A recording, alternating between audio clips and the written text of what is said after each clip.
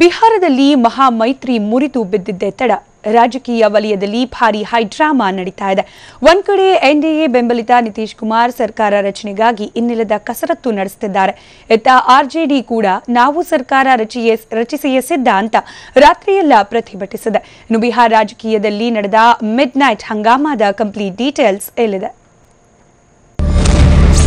ಬಿಹಾರದಲ್ಲಿ JDU BJP ಸರ್ಕಾರ, NDA ನಾಯಕನಾಗಿ ನಿತೀಶ್ ಆಯ್ಕೆ.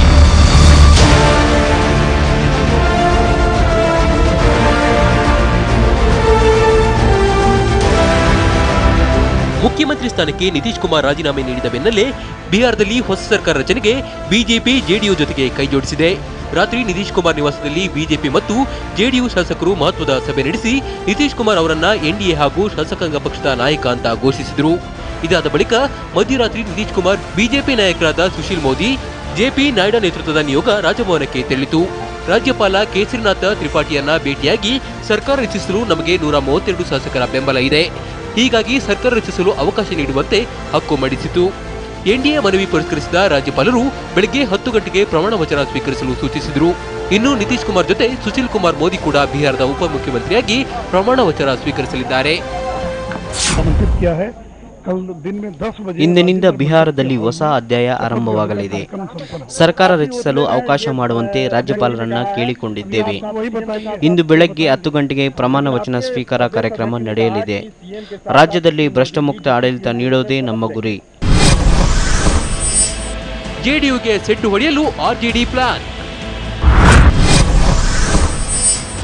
ಆರ್ಜೆಡಿ ನಾಯಕರಿಂದ ಮಿಡ್ ನೈಟ್ ಡ್ರಾಮಾ. ಆರ್ಜೆಡಿ ಜೊತೆ ಕೈ ಜೋಡಿಸಿದ ಕಾಂಗ್ರೆಸ್. ಅತ್ತ ನಿತೀಶ್ ಕುಮಾರ್ ನೇತೃತ್ವದ ನಿಯೋಗ ಸರ್ಕಾರ ರಚಿಸಲು ರಾಜ್ಯಪಾಲರಿಗೆ ಅವಕಾಶ ಕೇಳ್ತಿದ್ದಂತೆ ಇತ್ತ ಆರ್ಜೆಡಿ ಕೂಡ ಜೆಡಿಯುಗೆ ಸೆಡ್ಡು ಹೊಡೆಯಲು ಮುಂದಾಯಿತು. ಆರ್ಜೆಡಿ ಜೆಡಿಯುಗಿಂತ ಹೆಚ್ಚು ಶಾಸಕರ ಬಲವನ್ನ ಹೊಂದಿದೆ, ಹೀಗಾಗಿ ಸರ್ಕಾರ ರಚಿಸಲು ಅವಕಾಶ ಕೊಡುವಂತೆ ಬೆಳಗ್ಗೆ 11 ಗಂಟೆಗೆ ಕಾಂಗ್ರೆಸ್ ನೇತೃತ್ವದಲ್ಲಿ ರಾಜ್ಯಪಾಲರನ್ನ ಭೇಟಿಯಾಗಲು ನಿರ್ಧರಿಸಿತು. ಇದು ಜೆಡಿಯುಗೆ ಗೊತ್ತಾಗ್ತಿದ್ದಂತೆ ಮುಖ್ಯಮಂತ್ರಿ ಅಧಿಕಾರ ಸ್ವೀಕಾರ ಕಾರ್ಯಕ್ರಮವನ್ನ ಬೆಳಗ್ಗೆ 10 ಗಂಟೆಗೆ ನಿಗದಿ ಮಾಡಿ ಆರ್ಜೆಡಿಗೆ ಟಾಂಗ್ ನೀಡಿತು. ಇದಕ್ಕೆ ಪ್ರತಿಯಾಗಿ ಆರ್ಜೆಡಿ ಮಧ್ಯರಾತ್ರಿ ಜೆಡಿಯು ವಿರುದ್ಧ ಪ್ರತಿಭಟನೆ ನಡೆಸಿತು. ತೇಜಸ್ವಿ ಯಾದವ್, ತೇಜ್ ಪ್ರಕಾಶ್ ಯಾದವ್ ನೇತೃತ್ವದಲ್ಲಿ ನಡೆದ ಪ್ರತಿಭಟನೆಯಲ್ಲಿ ನಿತೀಶ್ ಕುಮಾರ್ ವಿರುದ್ಧ ಘೋಷಣೆ ಕೂಗಿದ್ರು. ಬಳಿಕ ಪ್ರತಿಭಟನೆ ಮೂಲಕವೇ ರಾಜಭವನಕ್ಕೆ ಬಂದು ರಾಜ್ಯಪಾಲರನ್ನ ಭೇಟಿಯಾದರು. ವಿಧಾನಸಭೆಯಲ್ಲಿ ಅತಿ ಹೆಚ್ಚು ಶಾಸಕರ ಬೆಂಬಲ ಆರ್ಜೆಡಿ ಹೊಂದಿದೆ, ಹೀಗಾಗಿ ನಮಗೆ ಸರ್ಕಾರ ರಚಿಸಲು ಮೊದಲು ಅವಕಾಶ ನೀಡಿ ಅಂತ ಮನವಿ ಸಲ್ಲಿಸಿದ್ರು.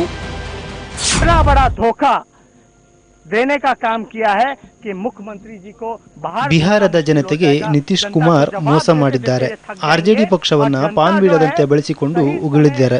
ನಿತೀಶ್ ವಿರುದ್ಧ ಹೋರಾಟ ನಡೆಸುತ್ತೇವೆ, ಅಗತ್ಯ ಬಿದ್ದರೆ ಕಾನೂನಾತ್ಮಕ ಹೋರಾಟ ಮಾಡುತ್ತೇವೆ.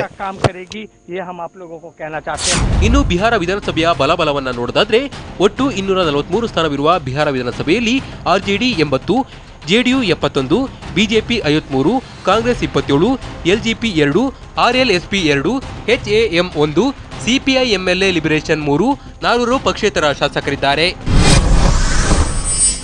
ಇನ್ನು ಬಿಹಾರ ವಿಧಾನಸಭೆಯಲ್ಲಿ ಒಟ್ಟು 243 ಸದಸ್ಯರಿದ್ದಾರೆ. ಜೆಡಿಯುಗೆ ಬಿಜೆಪಿ ಬೆಂಬಲ ಘೋಷಿಸುವುದರಿಂದ ಜೆಡಿಯುನ 71 ಸದಸ್ಯರು, ಬಿಜೆಪಿ ಮಿತ್ರ ಪಕ್ಷಗಳು ಸೇರಿ ಎನ್ಡಿಎ 53 ಸದಸ್ಯರು ಸೇರಿ ನಿತೀಶ್ ಕುಮಾರ್ಗೆ 129 ಸದಸ್ಯರ ಬೆಂಬಲ ಸಿಗಲಿದೆ. ಸರ್ಕಾರ ರಚನೆಗೆ ಬೇಕಾದ ಸರಳ ಬಹುಮತ 122.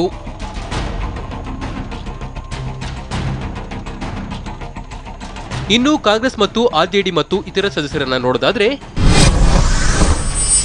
RJD 80, Congress 27, CPI MLA 3, Hindustan Hawaii Morcha 1 ಹಾಗೂ 4 ಪಕ್ಷೇತರ ಸದಸ್ಯರು ಬೆಂಬಲ ಇದೆ ಅಂತ ಆರ್ಜೆಡಿ ಹೇಳಿಕೊಂಡಿದೆ. ಒಟ್ಟಾರೆ ಬಿಹಾರದಲ್ಲಿ ರಾಜಕೀಯ ಹೈಡ್ರಾಮಾ ನಡೆದಿದ್ದು ಮಹಾಮೈತ್ರಿಕೂಟ ನಾಯಕರು ಮತ್ತು ಎನ್ಡಿಎ ನಾಯಕರ ನಡುವೆ ವಾಕ್ಸಮರ ತಾರಕಕ್ಕೆ ಏರಿದೆ. ಇಂದು ನಿತೀಶ್ ಕುಮಾರ್ ಸಿಎಂ ಆಗಿ ಪ್ರಮಾಣ ವಚನ ಸ್ವೀಕರಿಸಲಿದ್ದು 2 ದಿನದೊಳಗೆ ಬಹುಮತ ಸಾಬೀತುಪಡಿಸಬೇಕಾಗಿದೆ.